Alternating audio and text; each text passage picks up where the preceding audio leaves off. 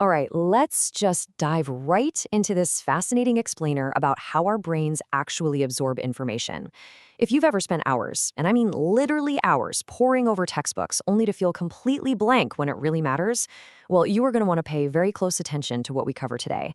We're about to completely dismantle pretty much everything you thought you knew about hitting the books. Seriously, think about this for a second. You know the feeling, right? You walk out of a massive 3-hour marathon study session feeling like an absolute warrior, only to realize maybe 10 minutes later that you can't actually remember a single thing you just read. Does it make you feel like a total fraud, like you're kind of just pretending to be a student while everyone else around you is naturally getting it? If you feel like your brain is just a leaky bucket that refuses to hold information no matter how hard you try, I want to validate that right now. It is incredibly frustrated. But look, here is the honest truth you really need to hear. You aren't lazy, and you definitely aren't not smart enough. You might actually just be trapped in a cycle of performing the act of studying rather than actually learning the material. You're working incredibly hard for sure, but you're not working smart. We so often go through these motions just to stop ourselves from feeling guilty, essentially creating this comforting illusion of progress. So, I'm going to fold a mirror up to your habits right now with 5 rapid-fire questions. Let's go. Number 1. Are you actually learning for an hour, or are you just staying busy for an hour so you don't feel like a failure? Be brutally honest with yourself about where your mental energy is really going.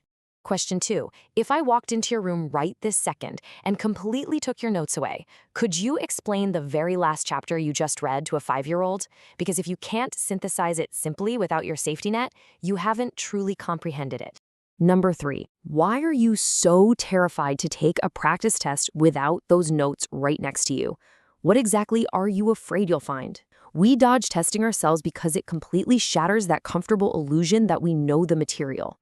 Question 4, and honestly, this one is huge. Do you truly believe you're just not a math person or a science person? Or have you just been using a totally broken system your entire life, convinced that your innate intelligence is the actual problem? And finally, the high-stakes question. If your life literally depended on remembering what you studied today, a full month from now, would you actually be able to do it? Now, if those questions made you feel a little exposed or uncomfortable, stay with me, because we are about to completely turn this around. Okay, let's just take a deep breath here. The problem is not you. I know that deep frustration of staring at a textbook and feeling like you're just hitting a brick wall, but you weren't born with a bad memory. You were simply never taught how your brain actually absorbs information. And that is exactly where our source material comes in. What's really fascinating about the text from Shadow Books, How to Study Like a Genius, is how it breaks down the exact mechanics of why you're struggling. This isn't just vague, feel-good inspiration. It gives us a highly practical framework for execution. So let's look at exactly what the text reveals about our flawed habits. Let's tackle that staying busy thing first. The book explicitly explains that most students deeply confuse time spent with learning done. You can sit in a chair with a book open for 6 whole hours, but if your brain is passive, you're going to retain almost nothing. Learning is strictly measured by what you can actually recall, not the duration of your suffering. So the crucial point here is understanding this very specific concept of familiarity. The source material warns that rereading and highlighting create a really dangerous illusion. Your brain simply recognizes the words on the page, tricking you into feeling this false sense of security. But that feeling of familiarity, it completely disappears the second you're sitting in a quiet room under exam pressure. It's a stark contrast between familiarity and true memory. Familiarity is just recognizing words when they are safely right in front of you. True memory is the ability to retrieve that information from your brain completely from scratch, under pressure. Your old, safe methods with those bright neon highlighters are consistently failing you because they only build familiarity, never actual memory. And this brilliantly illustrates why safe zones hold you back. Because we rely on familiarity, we avoid our absolute best tool, testing. We avoid it because testing reveals our knowledge gaps, and hitting a gap feels like failure. But according to the book, the literal struggle you feel in your brain during active recall is exactly what strengthens your neural connections. Basically, if studying feels easy and smooth, you probably aren't actually learning much of anything.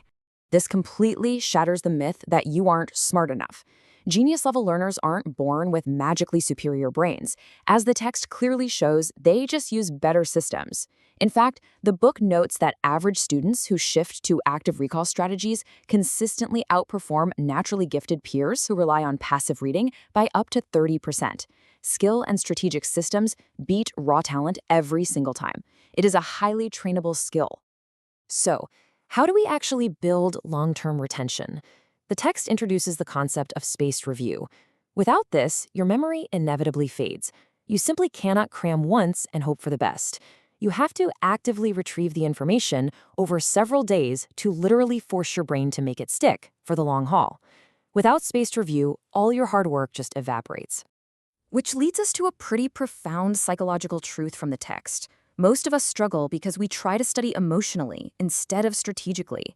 We dive into the books when we're anxious or completely exhausted, and we fall back on those safe methods like rereading because they soothe our anxiety in the moment, even though they do not work. We've got to stop fighting our brains and start working with their natural limits. Genius isn't a trait, it's a method. This is the ultimate paradigm shift of this entire framework. You have a very clear choice to make right now about your habits. You can stay in your comfort zone, keep doing what's familiar, and continue getting those exact same frustrating results. Or you can commit to a structural system that actually works. I'm going to leave you with one final, pretty provocative thought from the source material. Really let the gravity of this sink in. If you keep studying the exact same way you did today, where will you be in 5 years? Think about the goals you have and whether your current systems will actually get you there. It is time to finally escape the illusion of learning.